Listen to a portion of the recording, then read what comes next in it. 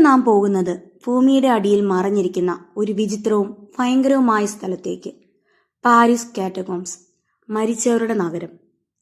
Paris ലോകത്തിലെ ഏറ്റവും മനോഹരമായ നഗരങ്ങളിലൊന്ന്. പക്ഷേ ഈ നഗരം മനുഷ്യരിൽ നിറഞ്ഞിരിക്കുന്നത് പോലെ ഭൂമിയുടെ അടിയിൽ മരണത്തിലും നിറഞ്ഞിരിക്കുന്നു. 18-ാം നൂറ്റാണ്ടിൽ പാരീസിലെ ശ്മശാനങ്ങൾ നിറഞ്ഞു. ശവങ്ങൾ മണ്ണിൽ നിന്ന് പുറത്തേക്ക് പൊങ്ങിത്തുടങ്ങി. ദുർഗന്ധം, രോഗങ്ങൾ എല്ലാം വ്യാപിച്ചു. നഗരം ഒരു പരിഹാരം കണ്ടെത്തണം.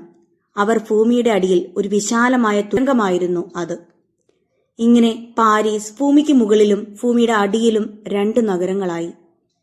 ഇന്ന് ഈ തുരങ്കങ്ങളെ പാരീസ് കാറ്റകോംസ് എന്ന് വിളിക്കുന്നു. അവിടെ 6 മില്യൺ ആളുകളുടെ അവശിഷ്ടങ്ങൾ ഇന്നും ശാന്തമായി കിടക്കുന്നു. തുരങ്കത്തിൽ കയറുമ്പോൾ നിങ്ങൾ ആദ്യം കാണുന്നത് കല്ലിൽ എഴുതിയ ഒരു വാചകമാണ്: ഇതാണ് മരിച്ചവരുടെ സാമ്രാജ്യം. എങ്ങും നിശബ്ദത മാത്രം. കാറ്റകോംസ് നമ്മളെ ഓർമ്മിപ്പിക്കുന്നത് ജീവൻ താൽക്കാലികം മാത്രം എന്നാണ്. സമയമാകുമ്പോൾ എല്ലാവരും ഒരു സ്ഥലത്ത് തന്നെ എത്തും.